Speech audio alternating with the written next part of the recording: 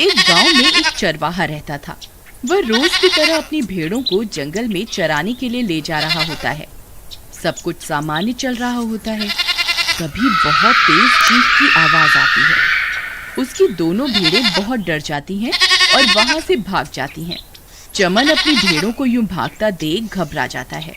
अरे ये क्या, ये कैसी आवाज थी? मेरी भेड़ें कहाँ चली गईं? मुझे उन्हें ढूंढना होगा।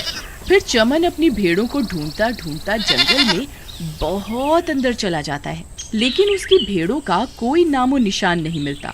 अरे यार, अब ये दोनों भेड़ें कहाँ चली गईं? अगर मैंने इन्हें खो दिया तो मेरी बीवी बहुत नाराज हो जाएगी। अब क्या करूं, कहाँ ढूंढूं इन्हें? फिर वह बहुत देर तक इधर उधर ढूंढता रहता है, लेकिन उसे कोई सफलता नहीं मिलती। तभी अंधेरा भी हो जाता है। मैं जंगल के बहुत अंदर आ गया हूँ। यहाँ तो कोई मेरी मदद करने वाला भी नहीं है। अरे भाई, कोई है? कोई मेरी आवाज सुन रहा है? चमन के इस तरह चिल्लाने से एक भूत की नींद खुल जाती है। अरे ये कौन है? लगता है मेरा शिकार आसपास ही है। तभी वह भूत चमन की आवाज का पीछा करते करते वहाँ पहुँच जाता है। आज तो मजा ही आ गया। हे भगवान, ये मैंने क्या कर दिया? भूत जी, मुझे छोड़ दो। वैसे ही मेरी दोनों भेड़ें पता नहीं कहाँ चली गई हैं। मैं बिना भेड़ों के घर गया तो मेरी बीवी मुझे वैसे ही घर में घुसने नहीं देगी, और ऊपर से अब आप भी यहाँ आ गए हैं। आज का तो दिन ही खराब है। हे भगवान, अब मैं क्या करूं? तू मेरा शिकार है, तू बच के कहीं नहीं जा सकता। फिर इतना बोलकर भूत चमन के अंदर घुस जाता है। अरे ये मुझे क्या हो रहा है? फिर चमन अपने घर की ओर चल देता है। थोड़ी देर में वह अपने घर पहुंच जाता है। वहां उसकी बीवी पहले से ही बहुत देर से उसका इंतजार कर रही होती है और वह बहुत गुस्से में होती है। आ गए? कहाँ थे इतनी देर से? मैं कब से तुम्हारा इंतजार कर रही थी। अगर आगे से देरी से आए तो घर के बाहर ही सोना पड़ेगा, समझ गए? और ये क्या, भेड़े कहाँ हैं? भेड़ों को कहाँ छोड़ आए? कहीं उन्हें किसी को बेच तो नहीं आए? हाय राम!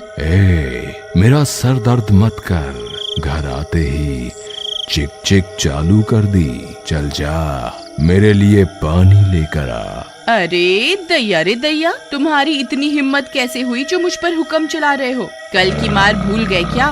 फिर से याद दिलाऊं? अच्छा, अब तू मुझे मारेगी? तेरी इतनी हिम्मत? रुक, तुझे अभी बताता हूँ। अरे मर गई रे, मर गई। अरे बचाओ बचाओ, कोई तो मुझे बचाओ। हाय रे, आज इन्हें क्या हो गया? इनमें इतनी ताकत कहाँ से आ गई? रोज तो मेरे आगे भीगी बिल्ली बनकर रहते थे, आज ये शेर कैसे बन गए? मुझसे गलती हो गई राजा जी, मुझे माफ कर दो। आप मेरे पति परमेश्वर हैं, आप जैसा कहेंगे मैं वैसा ही करूंगी, मुझे माफ कर दो। अब आया ना ऊंट पहाड़ के नीचे। चल जा यहाँ से और मेरे लिए कुछ खाने को लेकर आ। मुझे बहुत भूख लगी है। ठीक है, आप वहाँ बैठिए, मैं अभी कुछ खाने को लेकर आती हूँ। फिर उसकी पत्नी वहाँ से चली जाती है। अरे ये आज इन्हें क्या हो गया? ये आज ऐसा बर्ताव क्यों कर रहे हैं? कल तक इनकी मेरे आगे आवाज भी नहीं निकलती थी, तो आज ये सब कैसे हो गया? उसे कुछ समझ नहीं आता कि ये सब क्या हो रहा है। फिर वह चमन के लिए खाना लेकर जाती है। चमन उसके हिस्से का खाना भी खा जाता है। उसकी पत्नी हैरान परेशान होकर उसे देखती रहती है। फिर चमन पेट भर खाने के बाद सोने चला जाता है। अगले दिन सुबह होने पर, अजी सुनिए, सुबह हो गई, चलिए उठिए, काम धाम नहीं करना क्या? तेरी इतनी हिम्मत, तूने सुबह सुबह मेरी नींद खराब कर दी। रुक, तुझे अभी बताता हूँ। अरे भागो रे भागो, अपनी जान बचाकर भागो। हे भगवान, लगता है ये पागल हो गए हैं।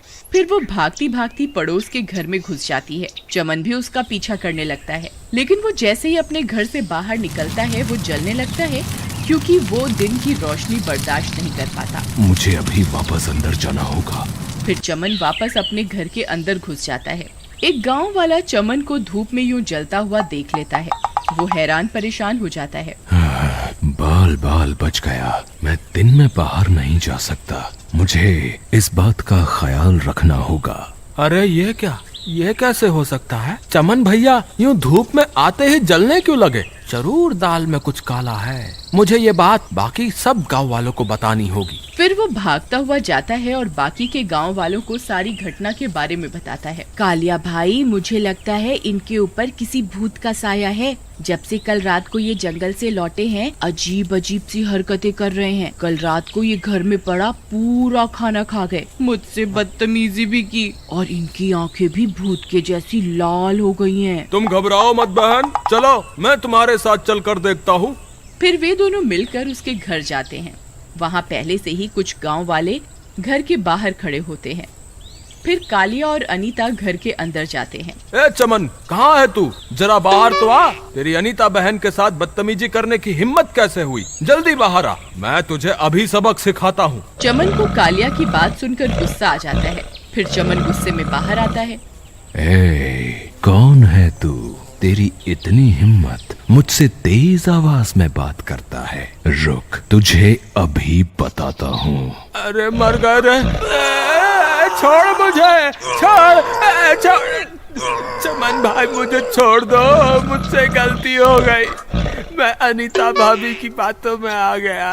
तुम ठीक हो भाई? ये औरत ही गलत है, तुम उसके साथ सही कर रहे हो। मुझे छोड़ दो, मुझे जाने दो, मुझसे गलती हो गई। अनीता ये सब देखकर डर जाती है और वह वहाँ से भाग जाती है। अरे भागो रे, अपनी जान बचा के भागो। अनीता बहन, अंदर क्या हो रहा है? ये कैसी आवाजें आ रही हैं? तभी चमन कालिया को उठाकर घर से बाहर फेंक देता है। अरे मर गया रे, इसने तो मेरी टांग ही तोड़ दी। कालिया भाई, आप ठीक तो है ना? नहीं, मैं ठीक नहीं हूँ। चमन ने मुझे बहुत मारा, हाय मेरी गर्दन ही तोड़ दी। तुम सही कहती थी, चमन के ऊपर जरूर किसी भूत का साया है। वो बहुत शक्तिशाली बन गया है, हम में से कोई भी उसका मुकाबला नहीं कर सकता।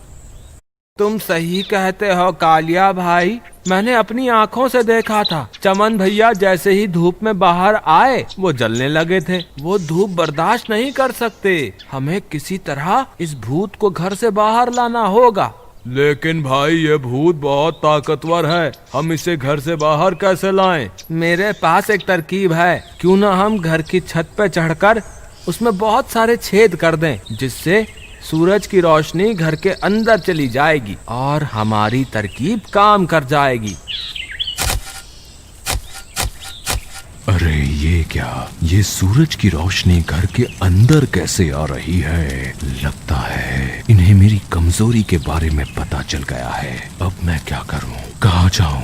फिर वह भूत सूरज की रोशनी में तड़पने लगता है। अरे मर गया रे! अरे गाँव वालों, रुक जाओ, ऐसा मत करो। हाय, मर गया रे, मुझे छोड़ दो। तुम जिस औरत की मदद कर रहे हो, वो बहुत जालिम औरत है। वो इस बेचारे चमन पर बहुत जुल्म ढाती है। तुम चमन को तो मुझसे आजाद करवा लोगे, लेकिन इस पापी औरत से कैसे आजाद करवाओगे? भूत की सारी बातें सुनकर गांव वाले हैरान रह जाते हैं और अनीता की तरफ देखने लगते हैं। भाई, भूत की बात में दम तो है। अगर हम चमन को इससे आजाद करवा भी लें, तो फिर ये औरत उसके ऊपर जुल्म ढाएगी। इससे अच्छा चमन को ऐसे ही रहने देते हैं। ये भूत ही इस औरत को सही सबक सिखाएगा। नहीं नहीं, ऐसा मत कहिए। मुझे मेरी गलती का एहसास हो गया है। मैं आज के बाद चमन को कभी कोई तकलीफ नहीं पहुंचाऊंगी। मैं वादा करती हूँ, आप बस चमन को इस भूत से आजाद करवा दीजिए। ठीक है, हम तुम्हारी बातों पर विश्वास करते हैं, लेकिन मुझे लगता है हमें इस भूत को भी मारना नहीं चाहिए। इसने भी अनजाने में ही सही, लेकिन चमन की मदद की है। ए भूत, हम तुझे मारना नहीं चाहते। अगर तू चमन का शरीर छोड़ देगा तो हम तुझे छोड़ देंगे। बोल, मंजूर है? हाँ, मुझे मंजूर है, लेकिन मैं धूप में बाहर नहीं जा सकता। मुझे थोड़ा समय दे दो। जैसे ही अंधेरा होगा, मैं इसका शरीर छोड़कर यहाँ से चला जाऊंगा। हाँ ठीक है, फिर रात होने तक हम सब यहीं इंतजार करते हैं। थोड़ी देर में रात हो जाती है और अंधेरा होते ही भूत चमन के शरीर से बाहर निकल जाता है। मुझे माफ कर दो, मैंने तुम्हारे शरीर पर कुछ देर के लिए अपना कब्जा कर लिया था, लेकिन मैंने तुम्हारी पत्नी को सही सबक सिखा दिया है। आज के बाद वो तुम्हें कभी नहीं सताएगी। फिर इतना बोलकर वह भूत वहाँ से चला जाता है। चमन की पत्नी को अपनी गलती का एहसास होता है और वह चमन से माफी मांगती है।